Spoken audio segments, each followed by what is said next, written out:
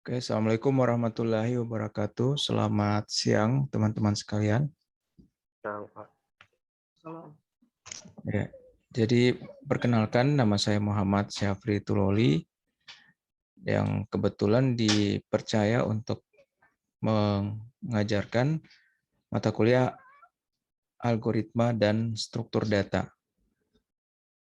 Nah, sebelumnya saya percaya sekalian sudah mempelajari materi-materi yang seperti ini, sudah diajarkan oleh pengajar sebelumnya.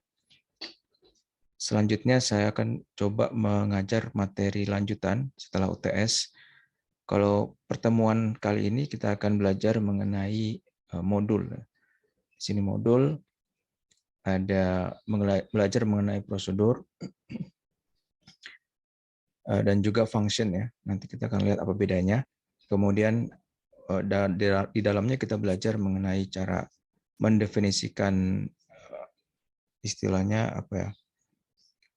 Definisi dari suatu prosedur dan fungsi, di mana prosedur dan fungsi itu ada yang bisa memiliki parameter, bisa juga tidak memiliki parameter. Nah, sedikit penjelasan ya. Sebenarnya belajar mengenai modul itu atau disebut subprogram itu, subprogram itu sebenarnya bukan termasuk dari mempelajari mengenai algoritma ya. Jadi sebenarnya ini mengenai atau bagian dari rekayasa perangkat lunak. Nah, belajar mengenai algoritma sebenarnya adalah mempelajari mengenai isi yang akan kita tuliskan dalam suatu program atau suatu modul. Nah, jadi isinya. Kalau modul itu adalah bagian dari rekayasa perangkat lunak untuk membuat suatu aplikasi itu mudah dikelola. Jadi yang semula kita buat program itu mungkin secara besar, ya, suatu program yang besar, sekarang kita mungkin bisa membagi-bagi program-program itu menjadi bagian-bagian program atau sebut sub program. Ya. Dengan cara membuat atau membagi menjadi fungsi-fungsi atau prosedur-prosedur. Ya. Dengan menambahkan suatu parameter dan juga nanti kembalian dari suatu modul. Sehingga program kita bisa menjadi lebih sederhana ya, dengan membagi-bagi bagian-bagian program menjadi bagian-bagian yang kecil. Ya. Nanti kita akan coba praktekkan pada pertemuan kali ini. Nah, untuk mempraktekkan mempelajari ini, kita bisa coba ya, supaya tidak perlu menginstal, kita bisa cari di internet. Ya. Coba saya share dulu. Share, oke, browser. Nah, Anda bisa cari online Pascal. Ya, Anda coba online Pascal. Nah, di sini bisa ada beberapa link yang Anda bisa pilih. Pada prinsipnya sama saja, Anda silakan pilih salah satu untuk menjalankan program dalam bahasa Pascal. Jadi bahasa Pascal. Silakan dicoba salah satu. Jadi pada prinsipnya sama saja. Jadi di sini nanti akan ada suatu bagian untuk menuliskan source code kita, kode sumber. Anda bisa hilangkan bagian yang komentar ini. Kemudian nanti bisa dieksekusi atau di running, ya, di running dengan mengklik, misalnya kalau untuk website ini diklik pada bagian run di sini, atau di sini ada shortcutnya F9 ya. Jadi klik di sini, nanti aplikasinya akan dieksekusi sehingga menghasilkan outputnya di bawah sini. Jadi sehingga muncul tulisan Hello World, di sini Hello World, sesuai dengan source code kita. Ya, jadi seperti itu. Enter untuk kembali. Nah, kita masuk ke materi ya. Saya akan tutup video supaya barangkali bisa memperlancar. Oke. Jadi prosedur itu atau fungsi itu secara sederhana kita buat bagian potongan program yang biasanya harus bisa berbentuk banyak sekali baris kode, ya, bisa sangat panjang sekali, menjadi bagian-bagian, menjadi potongan-potongan program, sehingga mudah untuk kita menggunakan kembali, ya, suatu sekumpulan perintah yang sama dengan mengulangi memanggil suatu fungsi atau prosedur. Oke, kita coba lihat seperti ini. Misalnya di sini saya punya satu baris, ya, write line hello world seperti ini. Seperti ini. Nah, misalnya ada beberapa baris, ya. Jadi ini ada 1, 2, 3, 4, 5, 6 baris, ya, sekitar 6 baris. Nah, ini kita ibaratkan ada suatu source code, suatu kode, ada 8 baris kode, ya. Untuk menghasilkan, kalau kita klik running, dia akan menghasilkan 8 baris tulisan hello world. 8 baris. Maaf, 6 baris, ya. 1, 2, 3, 4, 5, 6. Seperti tadi. Jadi 6 baris.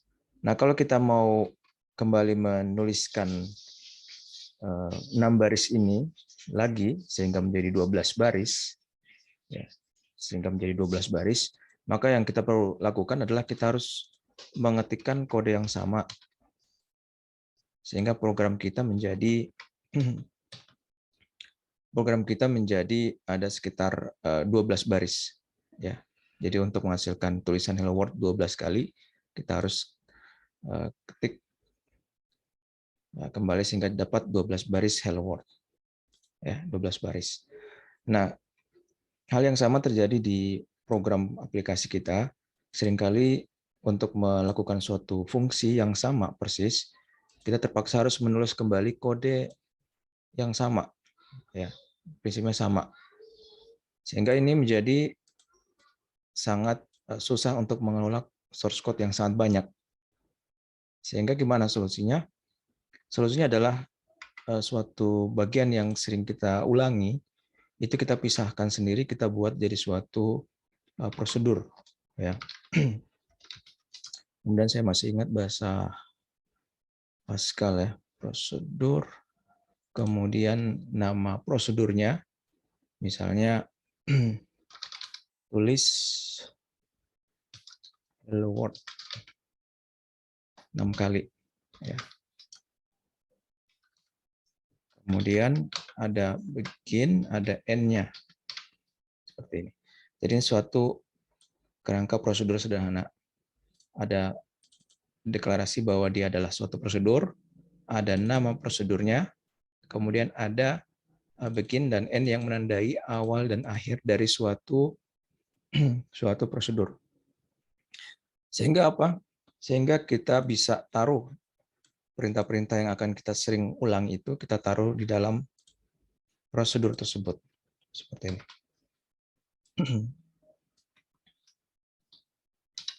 Seperti ini. Ya. Jadi perintah tadi kita sudah masukkan ke dalam prosedur. Nah, sekarang kalau kita running program, apa yang terjadi? Nah, kalau Anda running program ini tidak akan terjadi apa-apa, tidak muncul apa-apa. Ya, tidak muncul apa-apa. Kenapa? Karena isi dari program utama Anda seperti ini, kosong. Begin, end. Tapi kan di sini ada write line, Pak. Jadi di mana ini write line? Kok nggak muncul? Ya, dia nggak muncul karena program utama Anda dari begin sampai end titik ini tidak memanggil prosedur tersebut. Ya, sehingga tidak ada yang muncul di sini. Padahal di sini ada write line, ada 6 baris. Tidak ada muncul hello world 6 kali. Nggak ada. Ya, sehingga yang kita perlu pahami bahwa mendefinisikan prosedur atau fungsi itu belum memanggil, ya, prosedur atau fungsi tersebut. Jadi hanya mendefinisikan saja. Supaya ini bisa dijalankan, maka Anda harus panggil fungsi atau prosedur itu. Caranya seperti apa? Caranya panggillah menggunakan nama dari prosedur atau fungsi. Contoh ini namanya adalah tulis hello world 6 kali, maka itu yang harus Anda panggil pada program utama. Ya. Sehingga sekarang saya akan panggil prosedur ini. Saya coba running. Sehingga muncullah hello world 6 kali itu. Jadi artinya apa? Artinya prosedur ini dipanggil pada program utama. Ini program utamanya. Dia memanggil prosedur ini. Ya, seperti itu. Sehingga sekarang dia akan menampilkan 6 kali hello world, 6 baris sesuai dengan isi dari prosedur ini. Ya, dan mudahnya di mana? Mudahnya adalah kalau kita mau menghasilkan output yang sama dengan yang tadi, yaitu hello world 12 kali, maka cukup kita panggil prosedur tersebut sekali lagi. Ya. Jadi cukup 2 baris ini. Kita coba. Ya. Maka hello world sekarang dipanggil 12 kali. Ya, sehingga kita menghemat baris kode yang tadi harusnya ada 12 baris hello world. Ini cukup hanya dengan seperti ini. 2 baris saya sudah cukup. Ya, dan seterusnya. Jadi Anda mau panggil sampai 24 kali. Maka Anda tidak perlu tulis hello world sampai 24 kali, tapi cukup 4 baris saja. Anda klik running, maka dia akan menuliskan hello world sebanyak 24 baris. Jadi itu kemudahan menggunakan subprogram atau prosedur atau function. Ya, jadi kita menghemat baris kode yang biasanya panjang dan berulang-ulang menjadi hanya sedikit. Dengan cukup mendefinisikan suatu fungsi atau prosedur, kemudian memanggil fungsi atau prosedur tersebut di dalam program utama kita. Jadi itu sekilas mengenai prosedur. Ya, silakan Anda kalau Anda mau coba sendiri, persilakan. Ini source code-nya. Silakan Anda pilih salah satu dari aplikasi untuk menjalankan program Pascal secara online supaya tidak perlu instalasi. Silakan Anda coba. Oke, sampai sejauh ini silakan kalau ada yang mau bertanya, saya buka kesempatan. Ada yang mau ditanyakan, saya persilakan.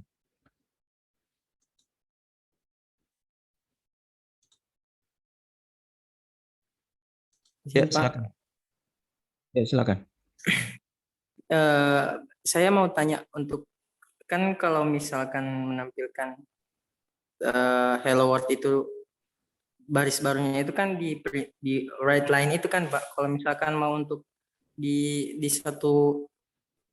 satu baris saja terus mau dikasih tab begitu Pak. Kan kalau di bahasa C kan mungkin ada slice T, ada kalau untuk itu di bahasa Pascal apakah tetap sama Pak? Untuk menambahkan tab pada, jadi ini tidak mau dibuat baris baru ya? Iya. Tidak mau dibuat baris baru, tetapi Iya. dibuat satu baris saja, cuman dipisah dengan Iya. tab, ya. Oke. Nah, saya lupa karakter tab pada Pascal sehingga saya harus cari. Ya. Karakter tab pada Pascal. Nah, karakter white space pada Pascal.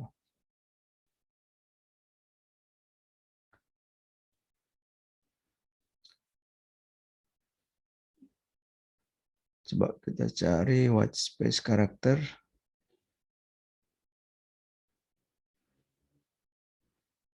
Kalau ada yang tahu, silakan juga kasih tahu.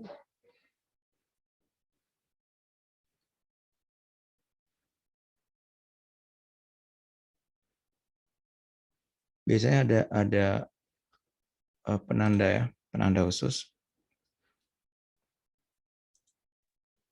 Maksudnya tampilnya itu mau dijejerkan begitu, Fajar? Iya, satu baris.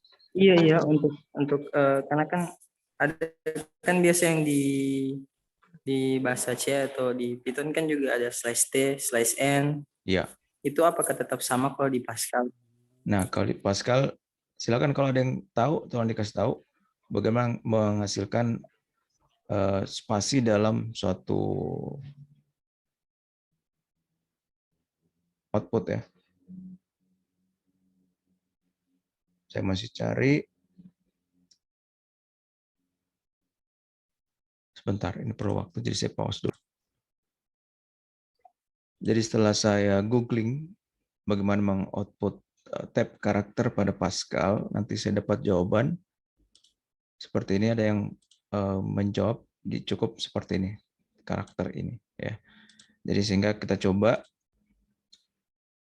satu baris, dia tidak tambahkan baris baru tapi jadikan disip dengan tab ya. Setelah itu baris lanjut ini teks selanjutnya, sehingga seperti ini. Tapi kalau saya ingat Pascal itu bisa, kalau kita sambung di sini gimana ya, saya lupa. Oke, sementara begini.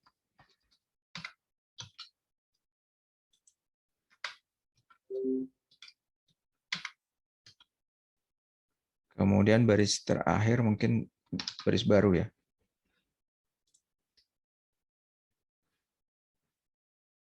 Oke, jadi ini hello world, kemudian tab, hello world tab, dan seterusnya.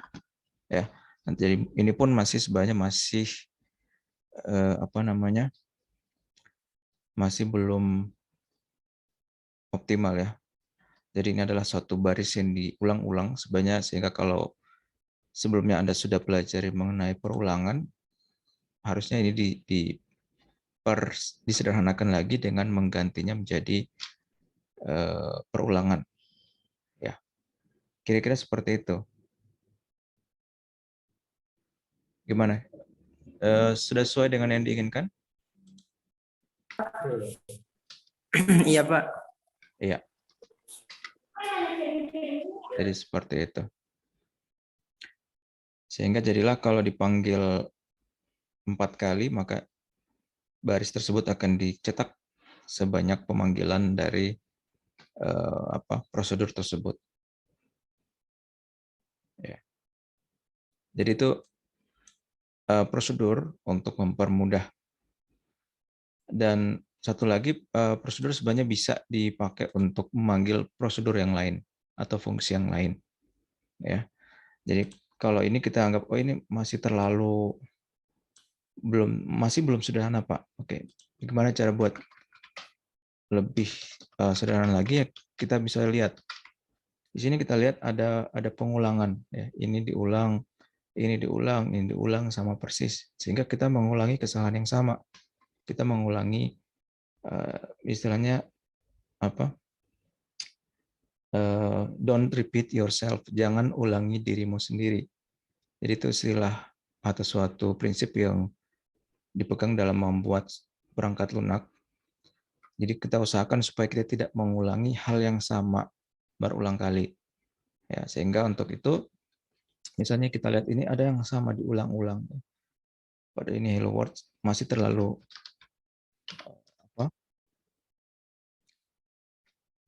panjang, sehingga mungkin kita bisa persingkat. Misalnya kita mau buat ini, kita singkat saja, Pak. Buat hello world, tab itu kita tulis saja hello, kemudian tab. Ya. Suatu prosedur baru. Boleh. Jadi ini kita bungkus lagi dalam suatu subprogram yang baru. Saya seperti ini. Kemudian ini kita ganti dengan memanggil prosedur tersebut. Ya, sehingga ini yang sebenarnya ada banyak, kita singkat menjadi seperti ini.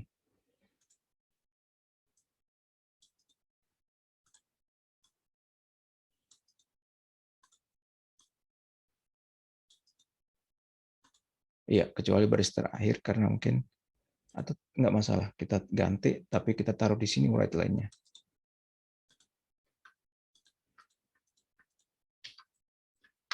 Write line sendiri. Boleh. Kita coba ya. Kita running. Ya, jadi hasilnya sama. Tetapi dengan bentuk yang lebih sederhana lagi. Jadi di sini juga Anda belajar bahwa suatu fungsi atau prosedur itu bisa memanggil modul atau fungsi atau prosedur lain. Jadi bukan hanya program utama yang memanggil suatu prosedur, tetapi suatu prosedur pun bisa memanggil prosedur yang lain atau memanggil fungsi yang lain. Ya, sehingga kita menghasilkan suatu perangkat lunak yang menjadi lebih sederhana. Ya, jadi seperti itu polanya. Anda lihat di source code Anda lihat amati mana source code yang sepertinya melakukan hal yang sama, ya, hal yang sama atau mirip. Nanti kita akan belajar bagaimana yang mirip itu. Jadi melakukan hal yang sama atau mirip, maka Anda harus mulai terpikir bahwa kita harus buat suatu prosedur atau fungsi dari source code tersebut. Ya, jadi jangan Anda mengulangi diri sendiri. Ya, Anda ketik write line ini sebanyak 24 kali, jangan. Ya. Jadi itu sekilas mengenai prosedur fungsi atau modul. Ya. Nah, silakan ada pertanyaan lagi, saya persilakan.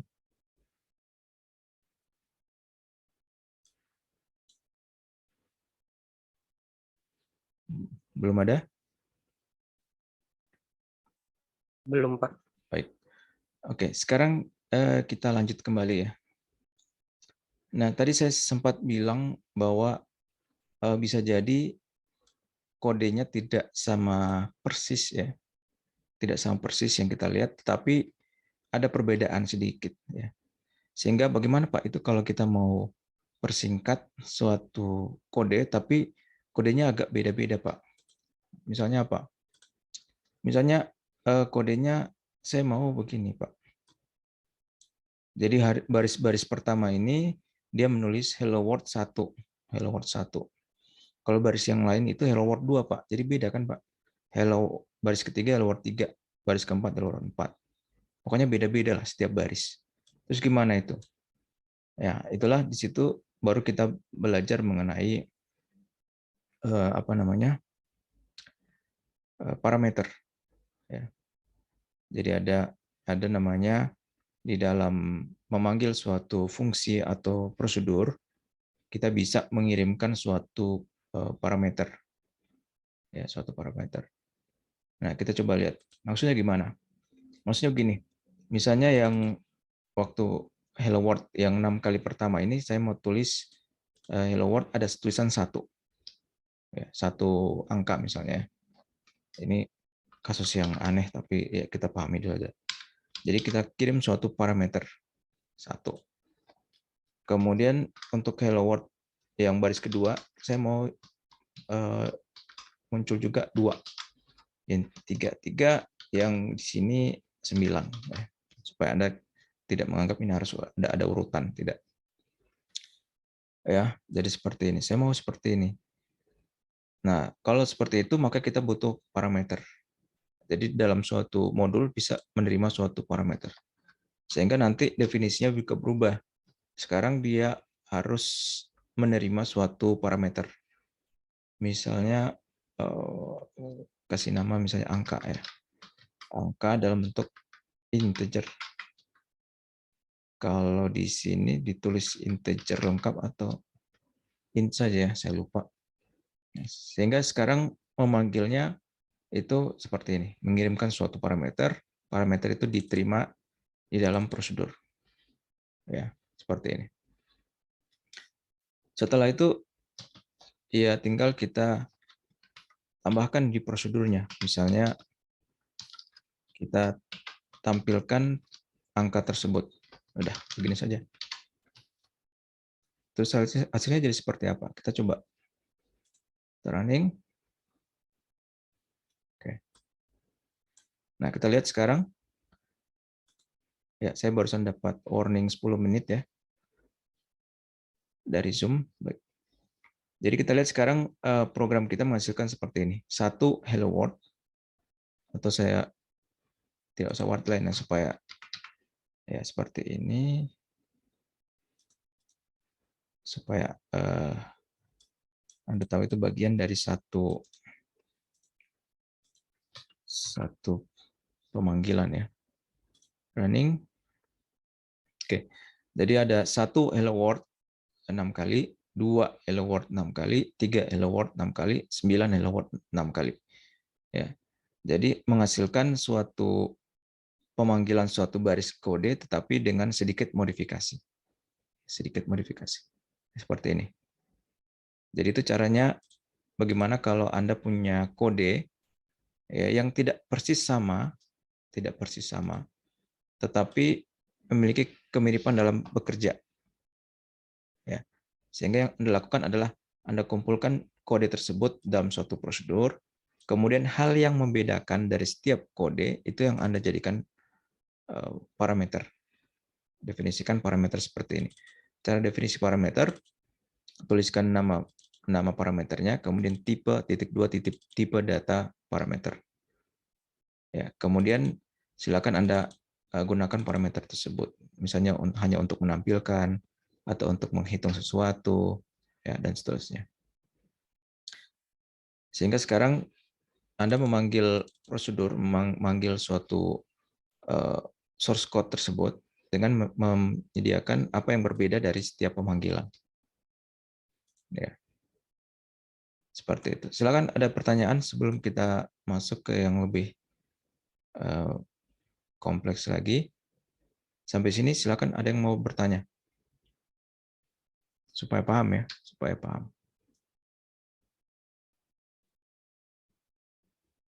Pak, misalnya begini. Silakan.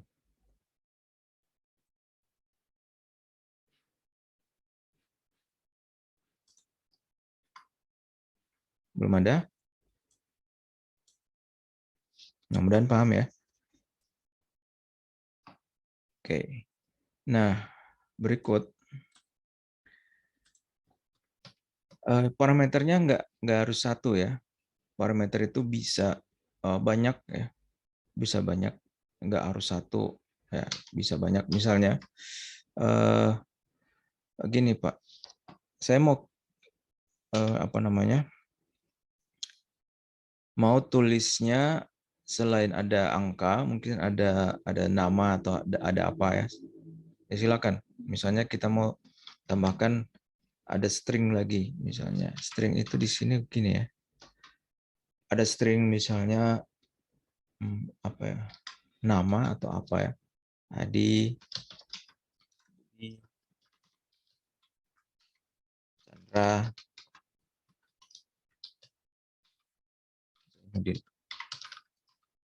kita mau membedakan lagi ada dalam bentuk stringnya. Maka kita bisa jadikan parameter, kita tambahkan parameter, misalnya parameter nama. Tipe data string. Oh, jadi di sebelah. Gini ya. Tipe data string. Setelah itu ya kita apakan string tersebut. Misalnya ya kembali kita hanya tampilkan saja.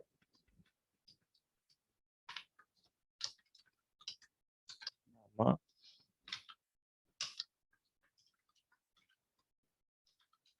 Oke, seperti ini. Sehingga sekarang kalau kita running, compilation failed due to following errors. Baris ke 10 kolom ke 48 ya. Baris ke 10 kolom ke 48. Sintaks error yang tutup kurung harusnya diharapkan, tetapi koma yang didapatkan. Ya. Tutup kurung, tapi koma yang didapatkan.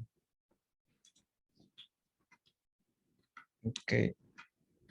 Apa harus satu baris? Ya.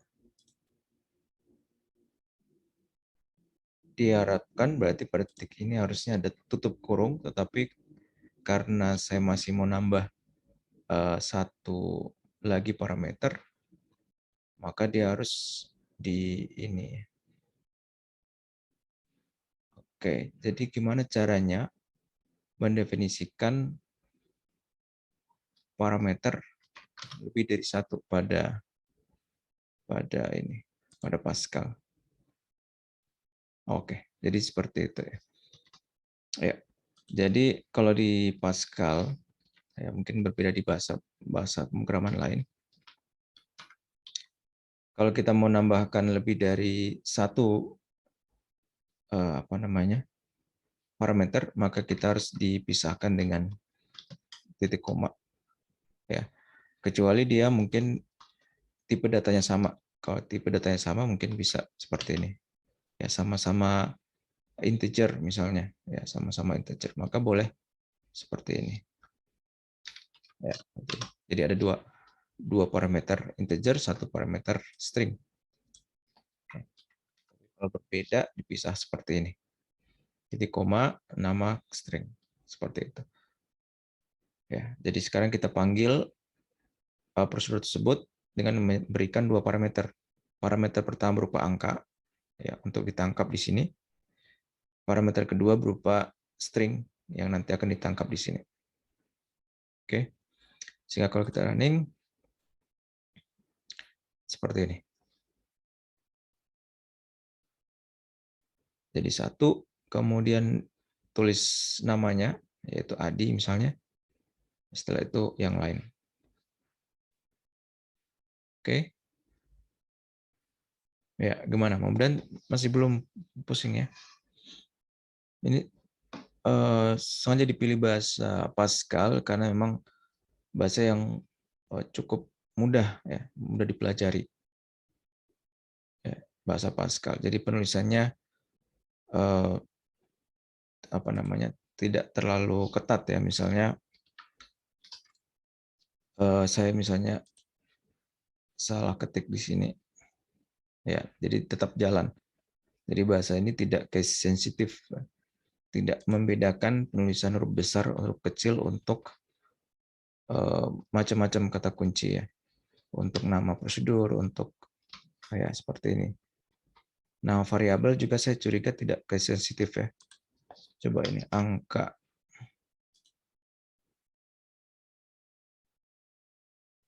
Ya, masih jalan. Jadi mau nama variabelnya salah ketik, ya huruf besar kecilnya tidak masalah. Masih dimaafkan oleh compiler. Jadi ini makanya kenapa dipilih bahasa Pascal. Dan bahasa Pascal sendiri memang sudah lama dipergunakan sebagai bahasa yang dipergunakan untuk mengajarkan atau mempelajari pembuatan program atau mengenali pemrograman. Ya. Nah, silakan kalau ada yang mau tanyakan, saya persilakan kembali. Jadi sekarang kita sudah memahami mengenai apa itu fungsi dari modul atau prosedur atau fungsi. Ya, jadi sederhananya tadi untuk membuat program itu menjadi lebih sederhana dengan membagi-bagi program tersebut menjadi bagian-bagian yang lebih kecil. Dan tujuannya tadi supaya kita bisa menjalankan sekumpulan source code, ya, sekumpulan baris perintah, ya, berkali-kali tanpa harus menulis kembali baris yang sama tersebut. Ya. Jadi cukup kita dengan memanggil nama prosedur atau nama modul, ya, atau nama bukan metode itu sudah masuk ke object oriented ya. Nama fungsi atau nama prosedur cukup kita panggil dan memberikan suatu parameter kalau dibutuhkan. Karena ada juga fungsi yang tidak membutuhkan atau metode yang tidak membutuhkan parameter. Seperti tadi sudah kita contohkan. Nah, ada juga yang membutuhkan parameter. Nah, kalau membutuhkan parameter, maka kita harus memberikan nilai-nilai untuk setiap parameter. Ya, untuk setiap parameter. Jadi kalau di sini kita lihat ada dua parameter yang dibutuhkan oleh prosedur tulis hello world 6 kali ini. Ada parameter pertama angka, parameter kedua string. Maka Anda harus juga dalam memanggil prosedur tersebut, Anda juga harus memberikan dua parameter. Kembali record. Oke. Jadi dalam memanggil suatu fungsi atau prosedur, kita harus pertama tuliskan nama fungsi atau prosedurnya. Ini contohnya ini namanya. Tulis hello world 6 kali. Ini kita harus tuliskan nama fungsi atau prosedurnya. Yang kedua kita harus berikan parameter yang nilai bagi parameter-parameter dari fungsi tersebut. Di sini ada dua parameter. Parameter angka ya, yang bertipe integer dan parameter nama yang bertipe string. Maka kita harus berikan satu nilai integer dan satu nilai string dalam urutan yang sesuai. Ya, jadi ini parameter integer dan ini parameter stringnya. Pak, bagaimana kalau kita tidak memberikan salah satu parameter? Kita hanya berikan satu, padahal di sini minta dua. Gimana Pak? Saya coba aja, ya. Supaya belajar ya coba aja. Nah, server disconnect. Kita coba lagi.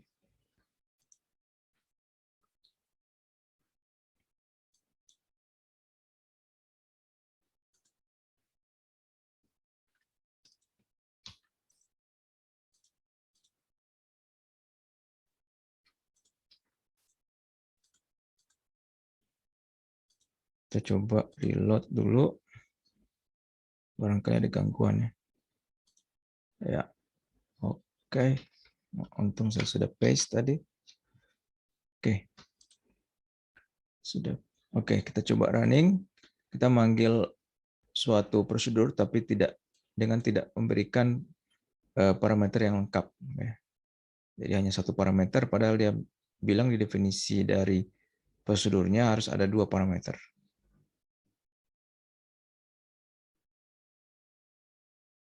Oke, kenapa jadi lama?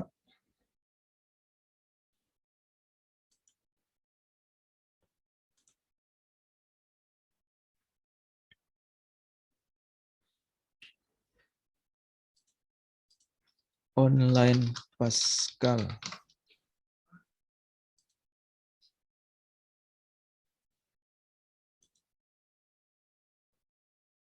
Kita coba yang dari JDoodle.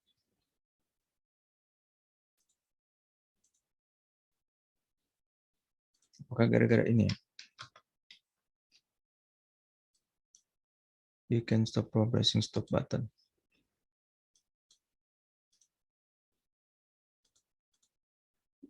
Ya. Mungkin lagi gangguan.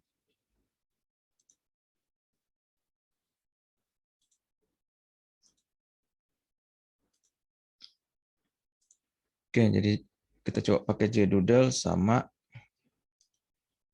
oke Pascal. Ya. Nah, sama dia kita menginputkan satu source code, kemudian kita eksekusi. Oke. Ya. Jadi di sini kalau kita menuliskan kode seperti ini, kita memanggil suatu prosedur, tetapi kita tidak memberikan parameter yang dibutuhkan oleh dia, ya ada integer dan string, maka dia akan menghasilkan error seperti ini. Jumlah kesalahan dalam jumlah parameter yang dispesifikasikan untuk pemanggilan metode tulis hello world 6 kali. Ya. Jadi di sini. Jadi akan menghasilkan error. Sehingga kita harus memberikan parameter yang diminta oleh prosedur atau fungsi tersebut.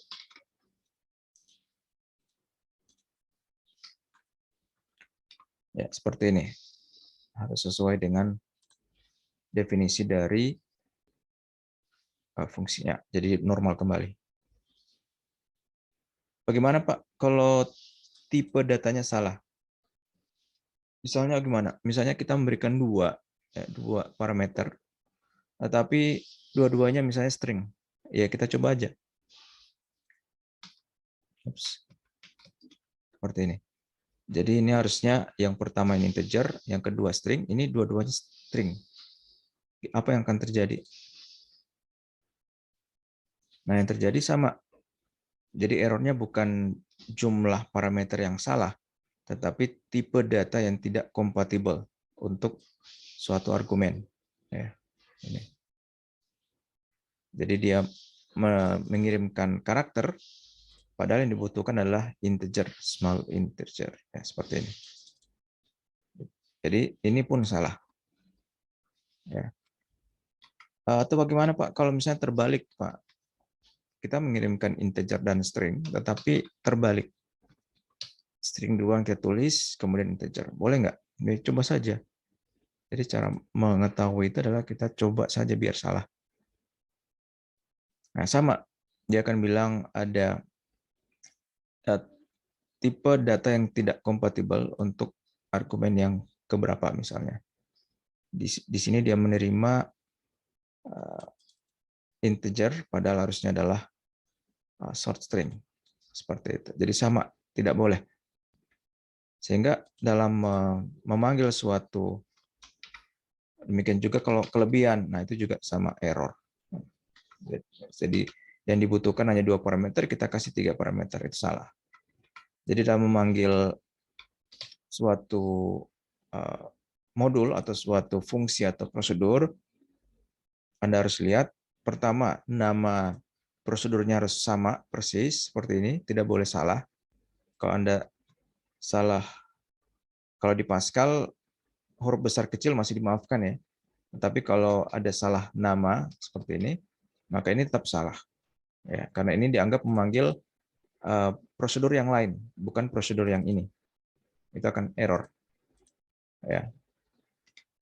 Jadi pertama itu, harus perhatikan nama prosedur atau fungsi. Yang kedua, harus memberikan parameter yang sesuai, parameter yang tepat, yaitu tepat dalam hal tipe data yang diberikan, jumlah parameter yang diberikan, dan urutan dari parameter. Jadi itu yang harus diperhatikan ya. Mungkin saya ketik saja ya. Yang harus diperhatikan dalam memanggil modul, ya, modul itu bisa fungsi, prosedur, atau apa. Pertama harus nama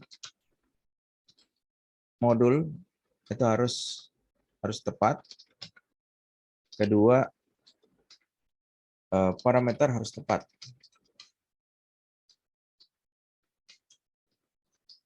Yaitu dalam hal jumlah parameter. Kemudian dalam hal tipe data parameter. Dan ketiga adalah urutan parameter. Jadi tidak boleh jumlahnya tepat, tipe datanya sesuai, tetapi urutannya salah. Ya, seperti itu, parameter. Oke. Jadi itu yang harus diperhatikan dalam memanggil suatu modul. Namanya harus tepat, parameternya juga harus tepat. Oke. Seperti itu. Silakan, ada yang mau tanyakan sejauh ini?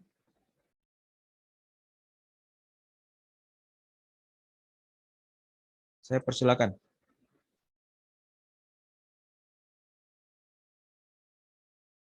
Saya pause dulu sambil menunggu lanjut. Saya lanjut. Ya, itu harus perhatikan. Berikut ya, secara tidak sadar ya, sebenarnya Anda itu sejauh ini sudah memanggil atau menggunakan prosedur. Ya. Yang mana, Pak? Ya, sejauh ini kan Anda pernah memanggil write. Pernah ya?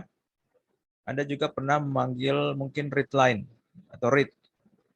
Ini juga adalah suatu modul, suatu prosedur. Ini suatu prosedur.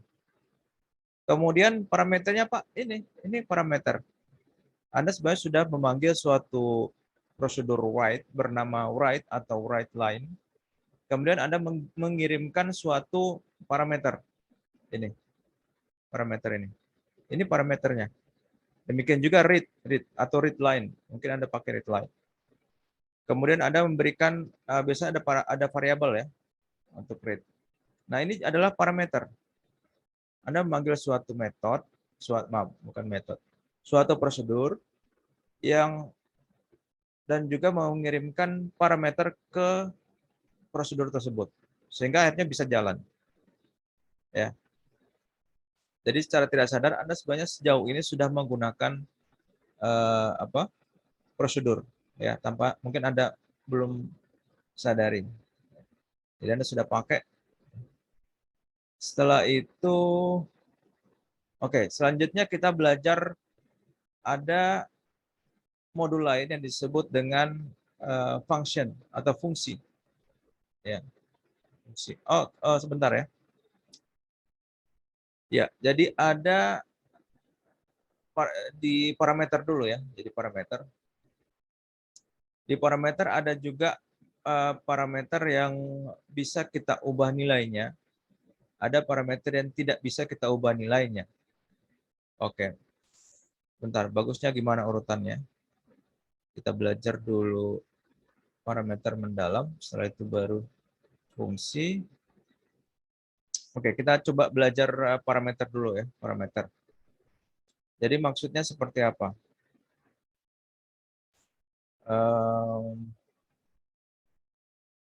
Jadi begini, sebenarnya kita bisa saja ya.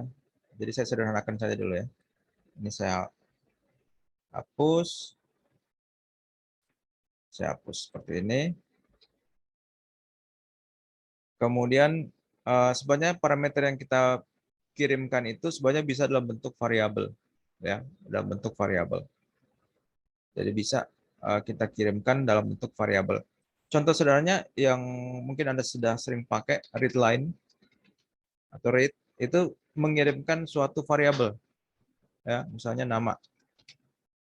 Jadi ini berarti nanti sudah ada variabel nama, mungkin bertipe string, kemudian Anda panggil readline, Anda kirim nama variabelnya. Ya. Berarti ini Anda memanggil metode readline dan mengirimkan parameter berupa variabel bertipe string. Nah, sama juga kita sebenarnya bisa mengirimkan di sini bukan hanya nilai, ya, bukan hanya nilai, tapi bisa juga string, bisa juga variabel.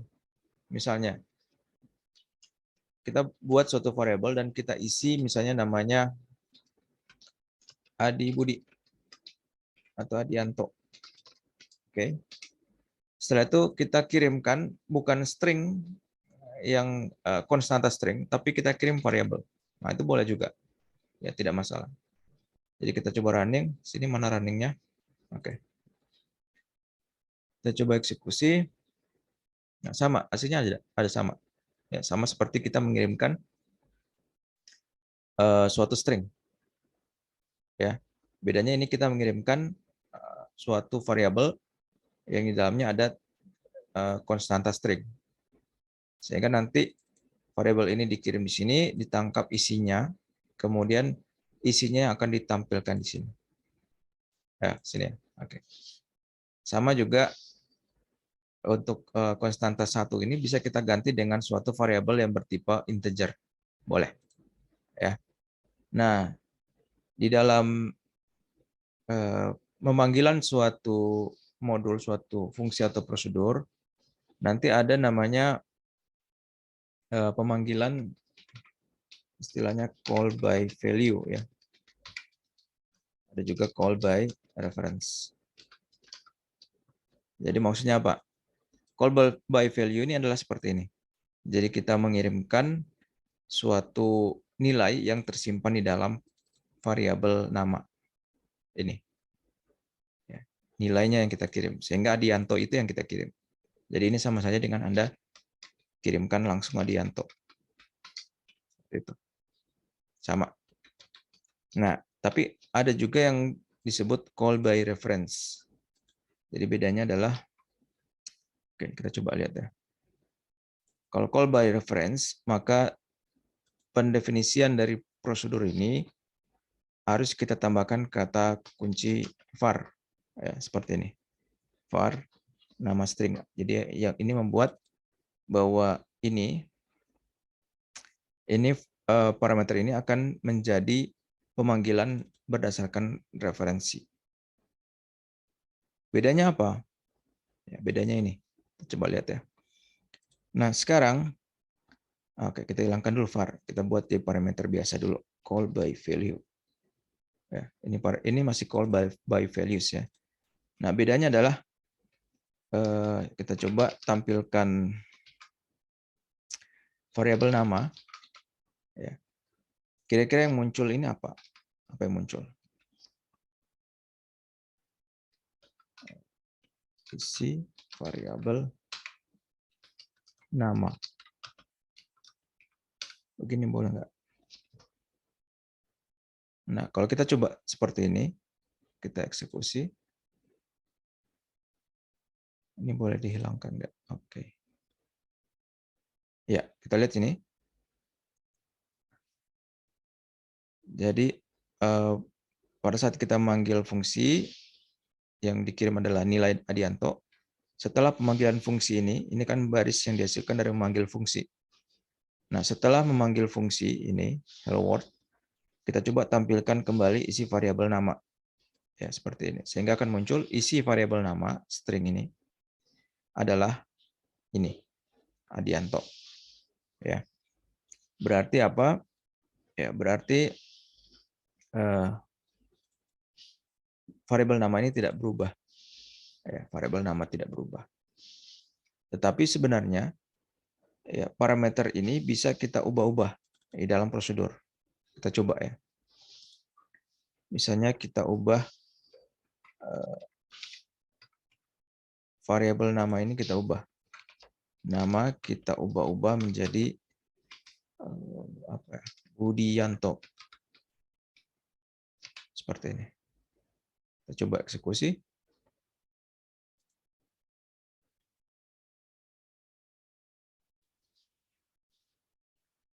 Ya. Oke. Jadi seperti ini. Ya, tidak ada yang berubah. Tidak ada yang berubah. Padahal di sini kita lihat ada perubahan terhadap parameter. Tidak berubah. Nah, kenapa tidak berubah? Karena saat ini parameter ini bersifat call by value. Jadi dipanggil berdasarkan nilainya saja. Jadi yang kita kirim ke sana itu hanya nilai dari variabel nama. Nah, dia akan berbeda kalau misalnya kita ubah variabel nama ini menjadi call by reference. Call by reference. Dengan menambahkan kata kunci var di depan dari definisi parameter tersebut. Sekarang kita coba running. Ya, Anda perhatikan di sini. Saat pemanggilan fungsi, ya, pemanggilan fungsi, nilai dari variabel nama itu masih Adianto. Kelihatan di sini ya, Adianto. Tetapi setelah pemanggilan fungsi ini, saat kita mau coba tulis kembali variabel nama ini, ternyata variabel nama sudah berubah sekarang. Bukan lagi Adianto, tetapi Budianto. Nah, kenapa ini terjadi? Karena pada saat pemanggilan ini, prosedur ini, yang kita kirim itu bukan lagi nilai dari variabel nama, yaitu Adianto, bukan itu yang kita kirim. Tapi yang kita kirim adalah referensi terhadap variabel ini. Artinya apa? Artinya apabila di dalam prosedur tersebut terjadi perubahan nilai terhadap parameter itu, ya, maka variabel ini akan ikut berubah. Sehingga begitu kita coba pakai kembali variabel tersebut, ternyata variabel tersebut sudah berubah. Yang semula Adianto, sekarang menjadi Budianto.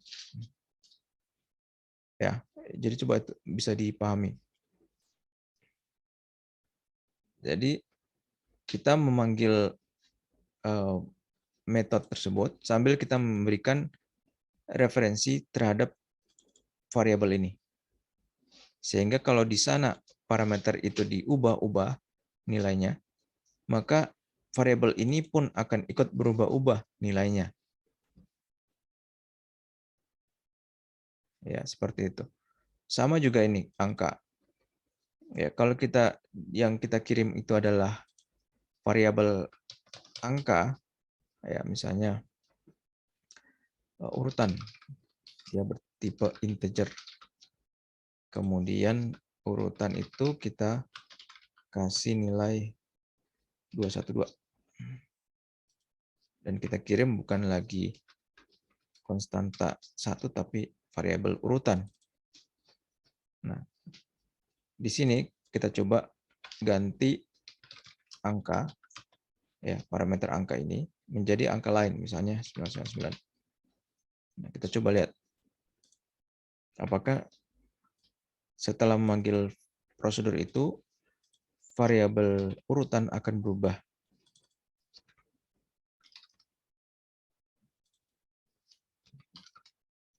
Kita coba.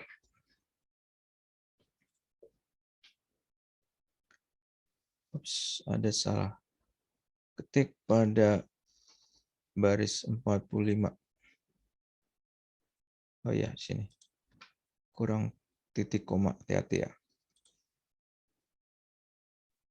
Oke, jadi kita lihat.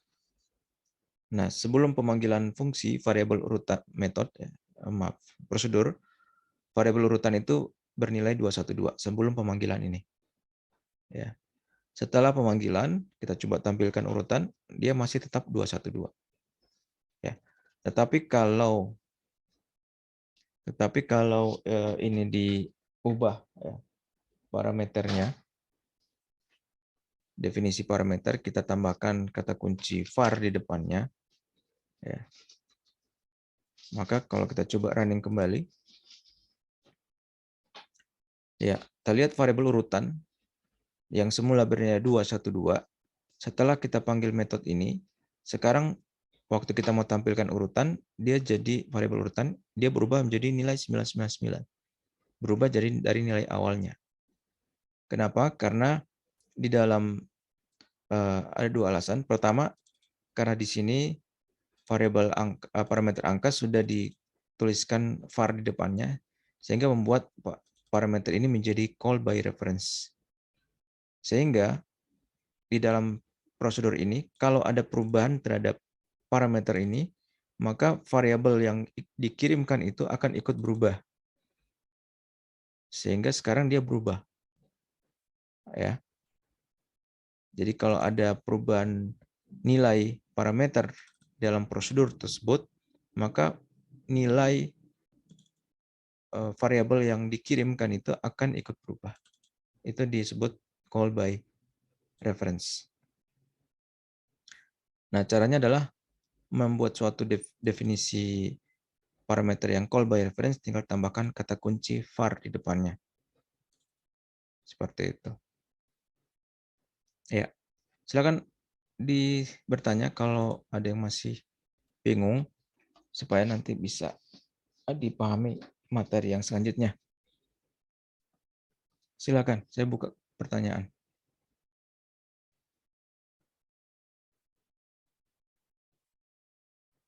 Ada yang sudah mencoba, misalnya saya coba ini Pak, tapi kompilasi error atau tidak running atau seperti apa? Silakan.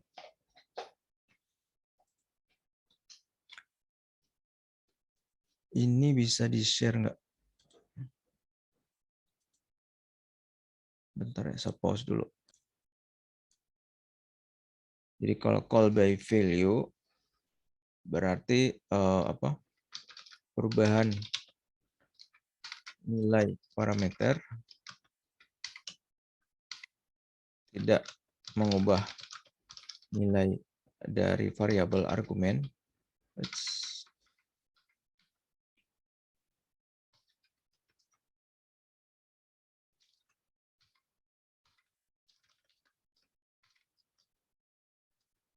Sedangkan kalau call by reference perubahan nilai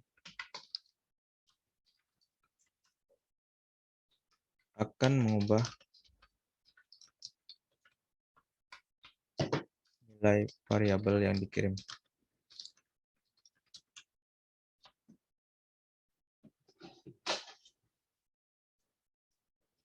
Ya, seperti itu.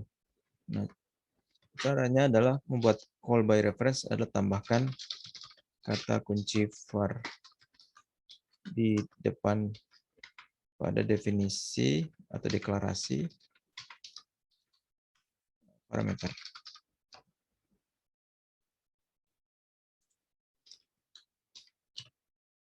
Oke, silakan. Ada yang mau bertanya mengenai prosedur, mengenai parameter yang call by value dan call by reference? Saya buka pertanyaan.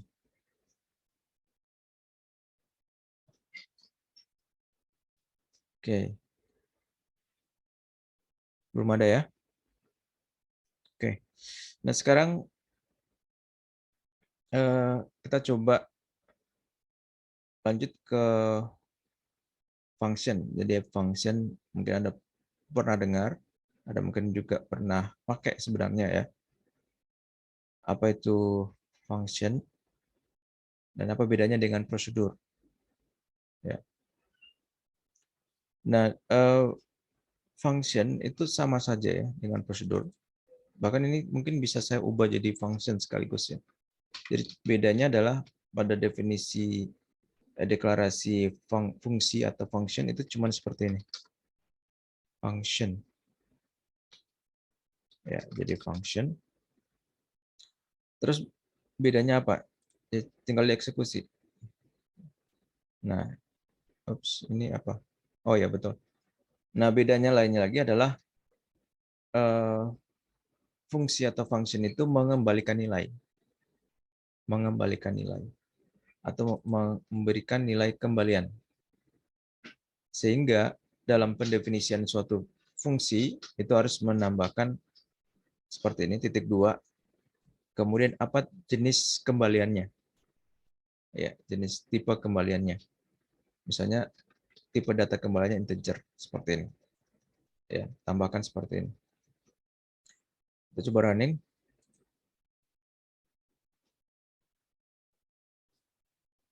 Ya, sudah selesai. Kita sudah membuat suatu function. Function result does not seem to be set. Oke, nggak masalah. Jadi kita sudah membuat suatu fungsi. Bedanya apa? Bedanya dia mengembalikan nilai. Ya, mengembalikan nilai. Maksudnya mengembalikan nilai itu bagaimana, Pak? Maksudnya di sini berarti, aduh ini udah mau warning 10 menit lagi, nanti siap-siap untuk join kembali ya. Jadi maksudnya adalah nanti dalam fungsi Anda bisa pakai kata kunci seperti ini ya. Kalau Pascal saya lupa.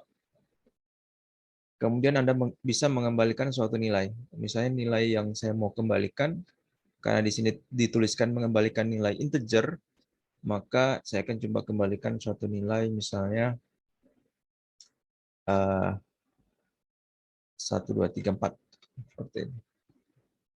Ya, jadi bisa pakai kata kunci seperti itu. Fatal error, identifier. Oh maaf, kalau di Pascal mungkin seperti ini ya. Nama apa fungsinya? Nama fungsinya titik 2 sama dengan nilai. Kita coba. Ya, oke. Sudah benar. Jadi bedanya adalah kalau fungsi kita bisa membuat seperti ini. Apa artinya ini? Ini artinya si fungsi ini akan mengembalikan nilai. Ya, masih ingat definisi fungsi? Oke, karena kebetulan tadi saya juga mengajar di matematika tadi, kebetulan juga barusan. Jadi sedikit mengenai fungsi.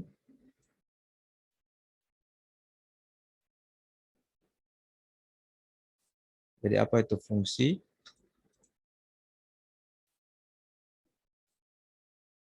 Oke, saya share kembali. Share screen.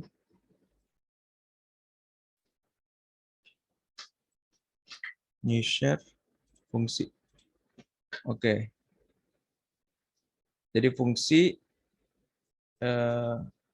secara sederhana fungsi itu adalah dia menerima suatu input, ya, kemudian akan menghasilkan suatu output seperti itu. Itu fungsi. Ya, jadi menerima suatu fungsi, sebuah input, kemudian akan memberikan suatu output. Nah, kemudian outputnya ya tergantung definisi fungsi. Kalau definisi fungsinya seperti ini, maka kalau inputnya adalah 2, maka dia pasti menghasilkan 4. Kenapa? Karena 2 itu adalah genap, sehingga digunakan ini 2 kuadrat, sehingga 2 pangkat 2 menjadi 4. Kalau fungsi ini menerima input berupa 3, maka karena 3 ganjil, maka dia akan menggunakan perhitungan ini. Berarti 3 tambah 5 jadi 8 outputnya. Ya, jadi sekilas mengenai fungsi, dia menerima input dan akan menghasilkan output. Oke, itu fungsi. Sehingga dalam kembali di sini, sehingga di definisi di fungsi yang kita buat ini, kita bisa atau harus ya mendefinisikan suatu output dari fungsi ini.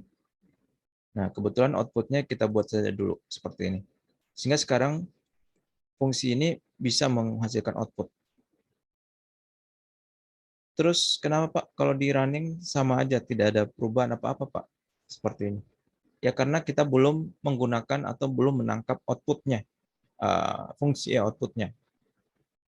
Gimana cara menggunakan atau menangkap outputnya? Ya, di sini dia bedanya. Jadi kalau memanggil prosedur itu seperti ini saya cukup, ya seperti ini. Kalau memanggil fungsi, kita bisa menangkap output atau kembalian dari fungsi itu. Caranya boleh kita tambahkan suatu variabel misalnya kembalian bertipe integer seperti ini. Setelah itu memanggilnya, kalau memanggil prosedur seperti ini saja, kalau memanggil fungsi kita bisa dapatkan nilai hasil pemanggilan fungsi.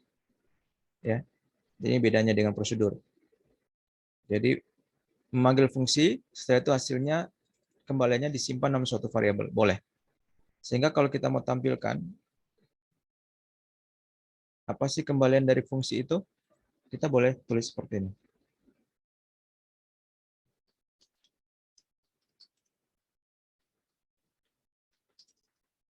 Ya, kita coba running.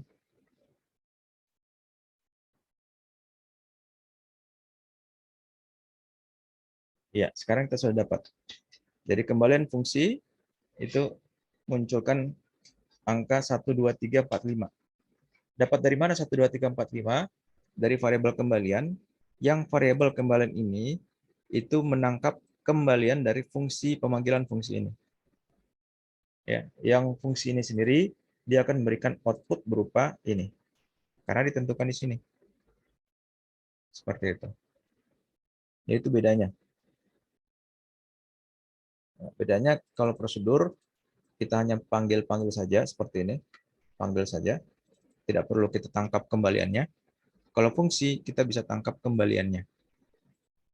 Ya, kita bisa dapat nilai yang output dari fungsi tersebut. Seperti itu. Ya. Ada yang mau tanyakan mengenai fungsi? Bedanya dengan prosedur? Silakan.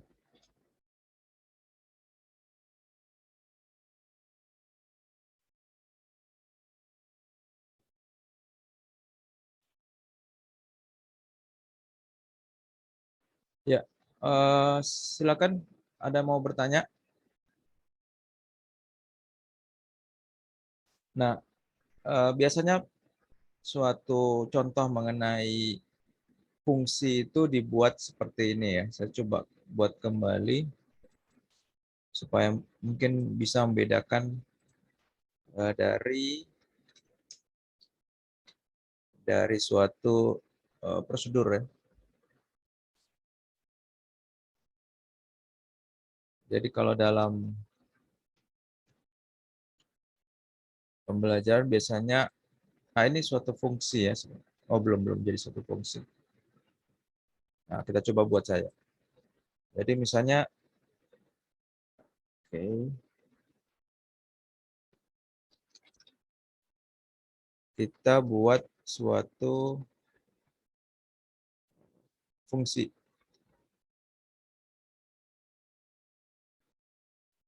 Fungsi untuk sederhana misalnya menghitung hasil penjumlahan dua buah bilangan.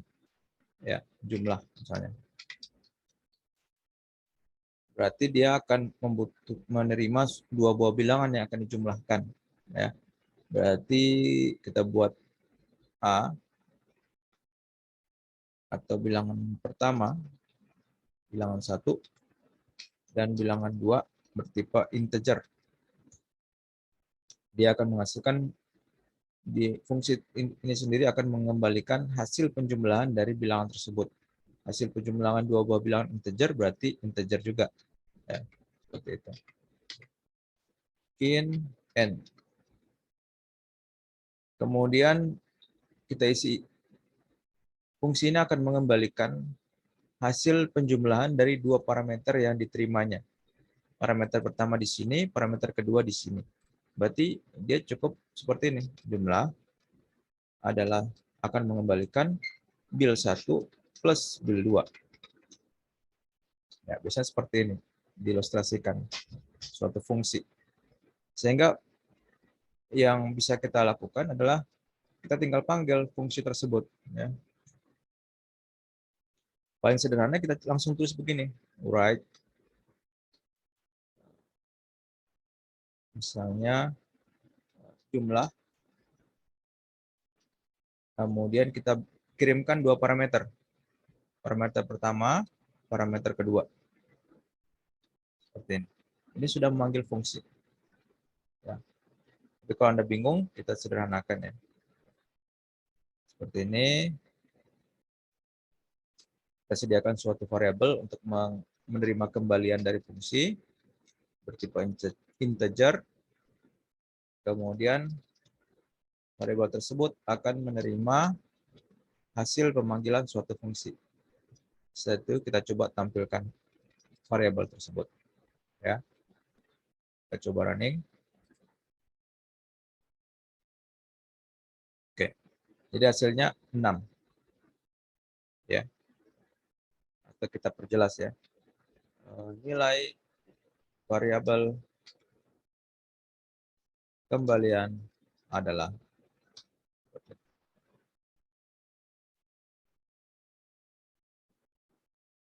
ya, nilai variabel kembalian sama dengan 6. Ini. Kenapa 6? Karena pada saat memanggil fungsi jumlah, kita berikan dua parameter yang bertipe integer. Ya. Di sini kedua parameter tersebut disimpan di dalam ini parameter bil 1 dan bil 2. Ya. Oke, saya karena Anda sudah mulai paham, saya akan pakai istilah yang lain ya. Jadi kalau ini istilahnya bukan parameter. Jadi nilai ini disebut argumen. Ya, kalau ini baru parameter.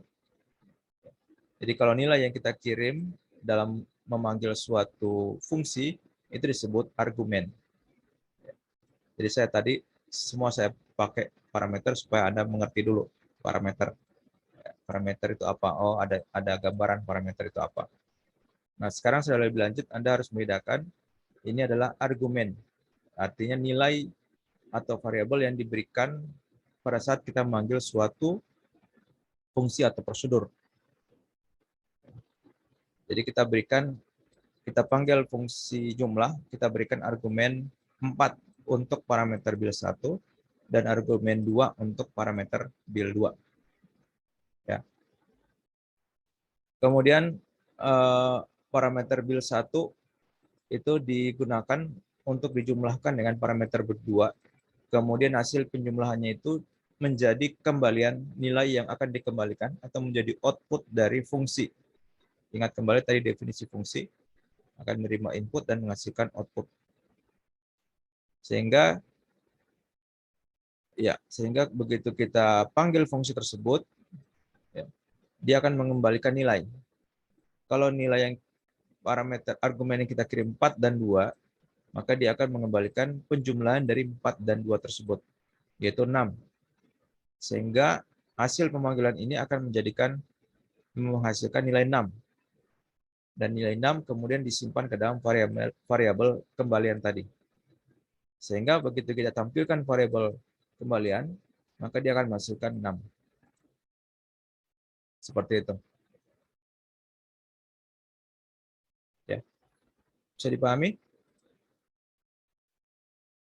Silakan. Sudah, Pak.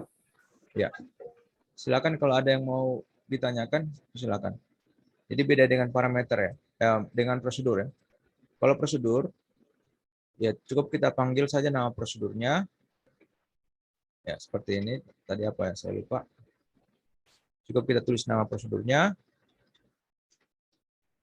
dan kita kirimkan argumen-argumen saja. Seperti ini. Ya. Kalau memanggil fungsi, maka selain kita tulis nama fungsi dan berikan argumen-argumennya, kita juga bisa menyimpan nilainya. Atau kita bisa menangkap nilai dari fungsi tersebut, kembaliannya. Jadi ada suatu variabel, ya, kita bisa buat seperti ini.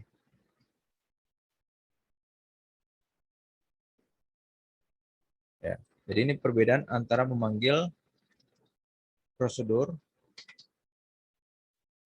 dan memanggil fungsi.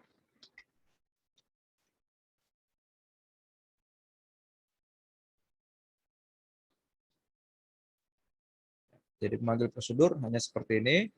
Kalau memanggil fungsi, itu bisa ada nilai kembalian. Oke. Silakan, ada yang mau ditanyakan mengenai fungsi, prosedur, parameter?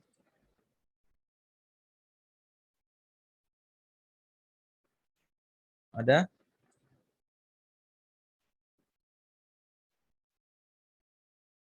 Belum ada?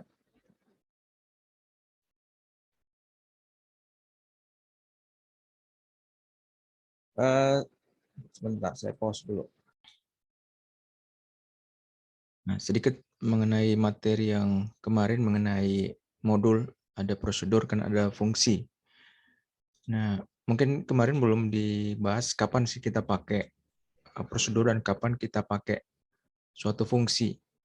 Ya, jadi secara sederhana kalau kita lihat ya, misalnya kita punya suatu source code, ya, suatu source code yang menurut kita sering diketik atau sering dipakai berulang-ulang, dan perintah tersebut itu hanya berisi suatu perintah yang akan dijalankan atau sekumpulan perintah dijalankan, maka itu dibuat menjadi suatu prosedur, ya, prosedur. Nah, seperti itu. Nah, tapi kalau kita lihat bahwa sekumpulan kode tersebut, ya, itu dia menerima input, mungkin menerima input, dan juga akan menghasilkan suatu output, ya, suatu output yang akan kita pakai untuk source code baris kode selanjutnya, maka itu yang cocok digunakan adalah fungsi atau function. Ya. Jadi itu cara melihat kapan kita harus pakai prosedur dan kapan kita pakai function.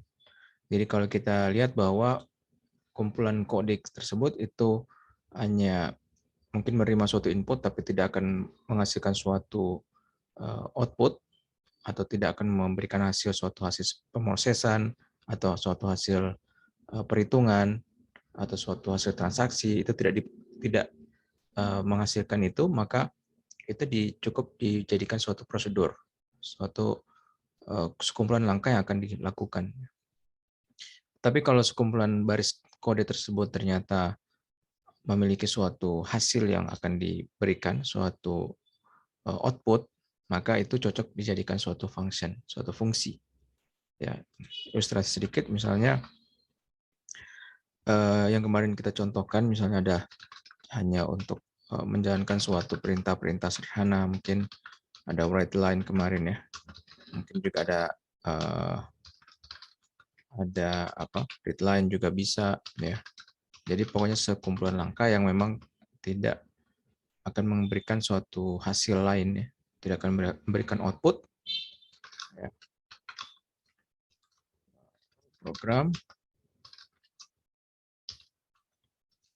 itu, maka ini cocok, dan source code ini sering dipakai berulang-ulang ya, sering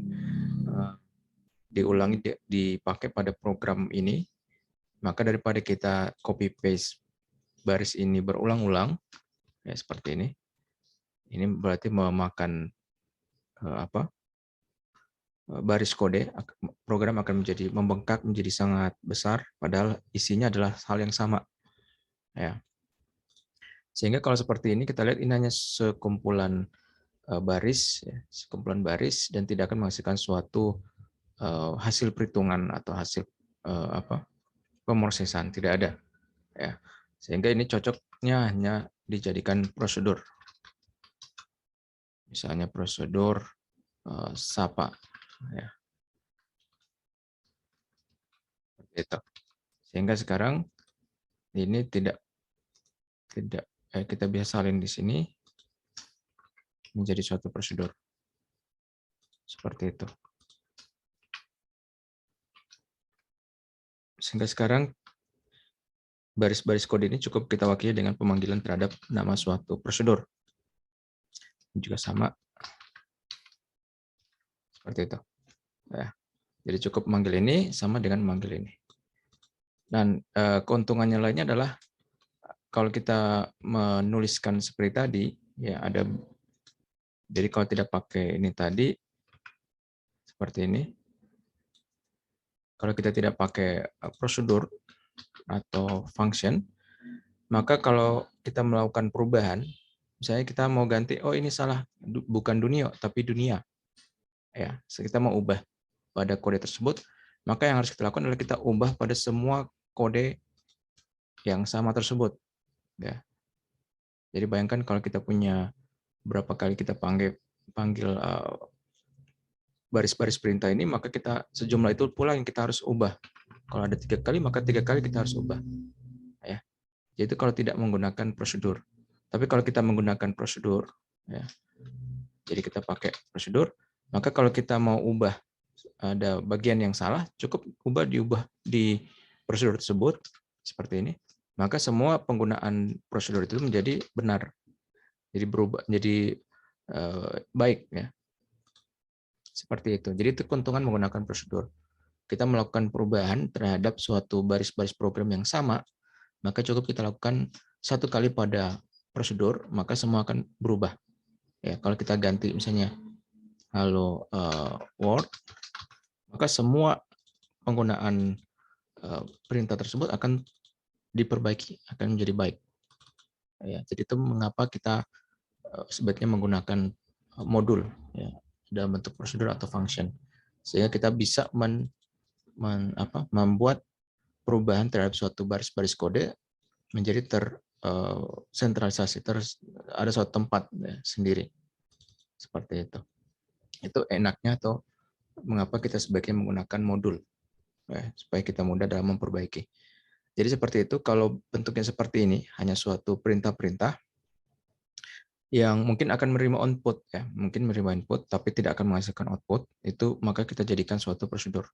Jadi ini sekarang prosedur SAPA ini tidak menerima input, ya. Kita bisa buat menjadi menerima input. Misalnya ini baris titik-titik ini kita mau ubah menjadi sesuai dengan yang kita kirimkan. Jadi misalnya kita buat ada suatu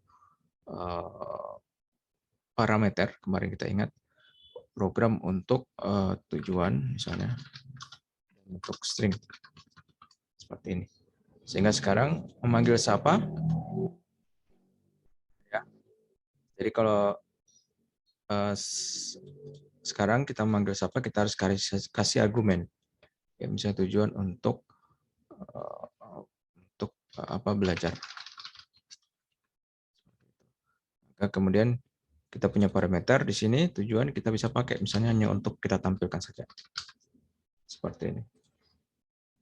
Ya. Tujuan adalah berlatih misalnya. Sehingga kalau kita running,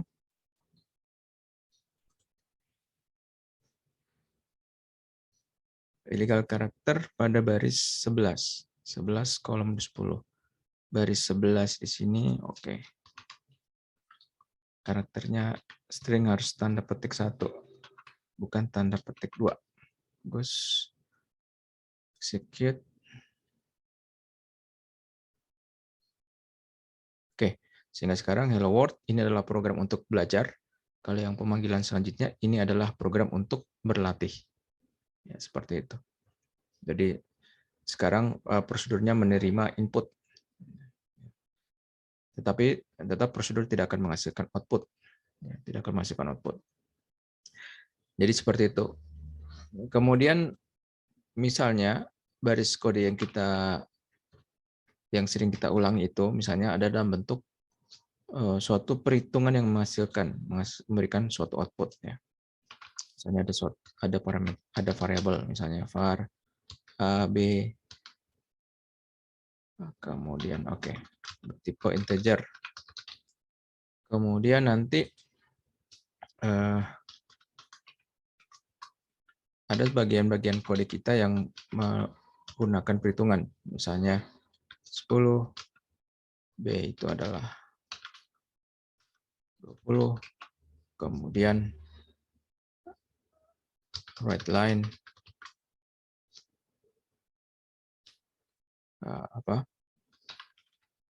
kita hitung C adalah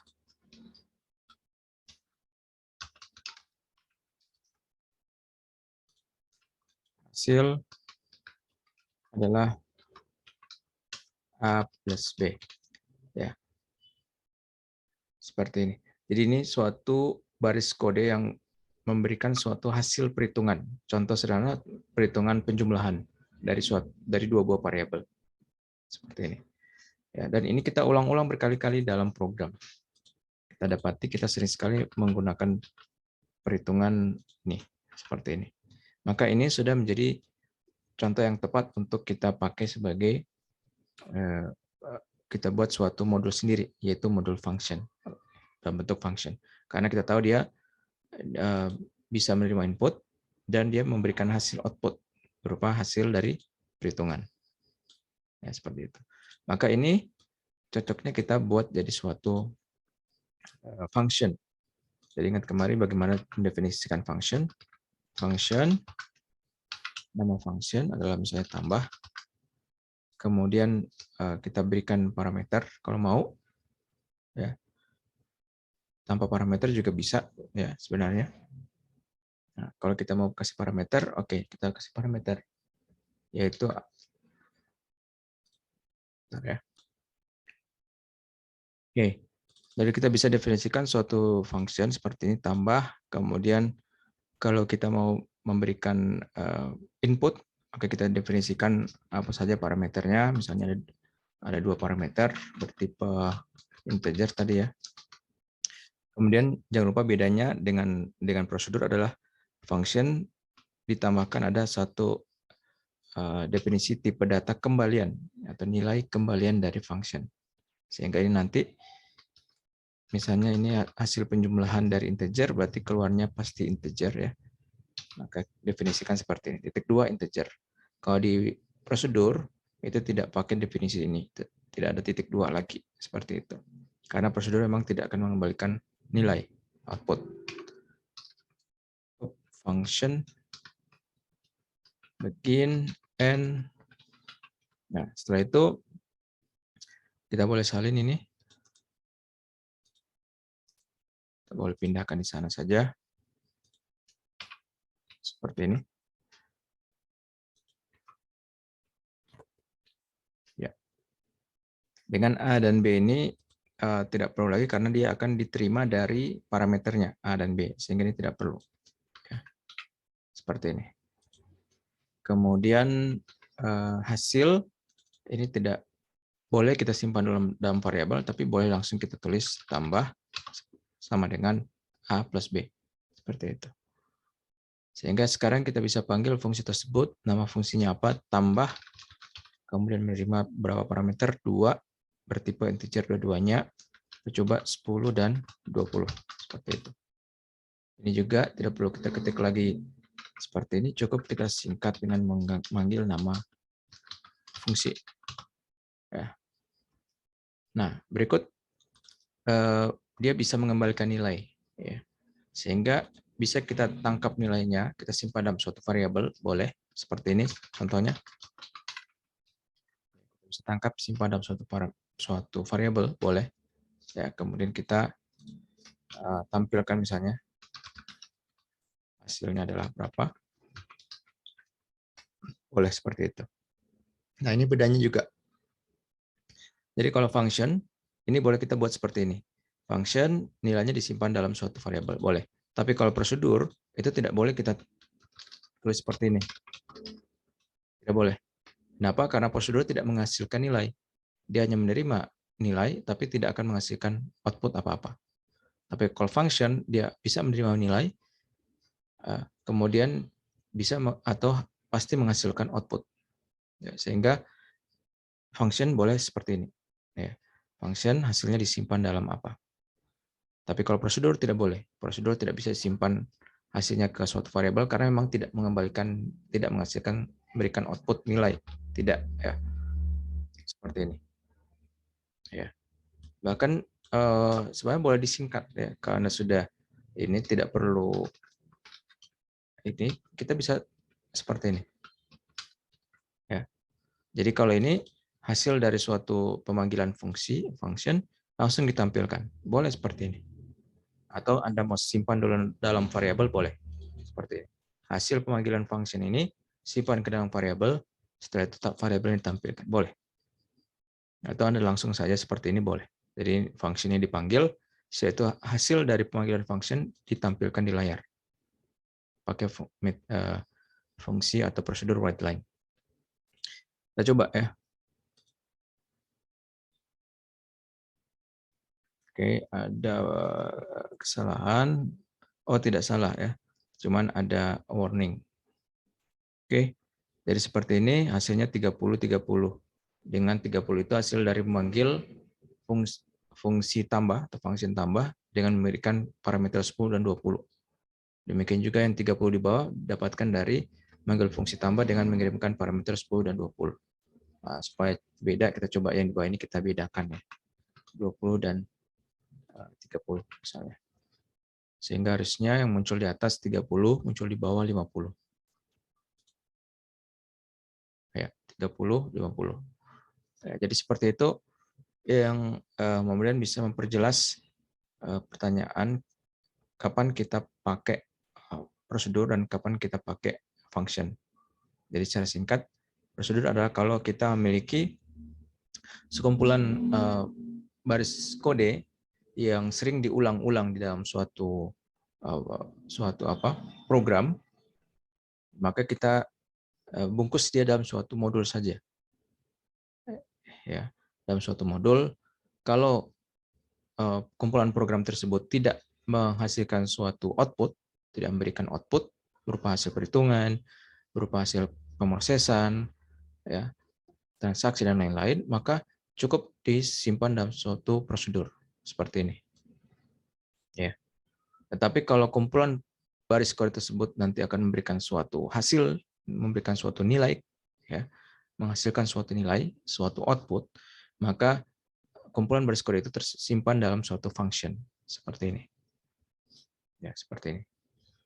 Kemudian di sini Anda juga bisa bedakan pendefinisiannya dari kata kuncinya juga prosedur, di sini function. Kalau di bahasa C mungkin tidak akan jauh beda, hanya saja di bahasa C nanti prosedur itu didefinisikan sebagai void function. Jadi di sini nanti void, kemudian nama function. Karena di bahasa C, C++, semua itu adalah function. Nah, prosedur di bahasa C atau C++ itu adalah function yang memiliki tipe kembalian void atau tidak memiliki tipe kembalian. Jadi itu ya prosedur kalau di bahasa C, C++. Kemudian ya itu bedanya kalau prosedur seperti ini tidak definisikan tipe kembalian dari prosedur. Kalau function selain definisi parameter juga mendefinisikan tipe kembalian dari function tersebut. Ya. Kemudian jangan lupa di dalam badan dari function harus ditambahkan pemberian nilai terhadap outputnya nanti, ya, dalam bentuk seperti ini. Jadi apa yang nanti output dari function itulah yang ditulis function titik 2 sama dengan outputnya. Ya, dari seperti ini. Harus ada seperti ini. Nah, kalau tidak nanti dia tidak akan mengembalikan nilai. Ya, kalau tidak seperti ini. Jadi harus seperti ini. Jadi itu sekilas mengenai kapan menggunakan prosedur dan kapan menggunakan function. Saya buka pertanyaan supaya bisa mengerti mengenai prosedur dan function. Saya silakan.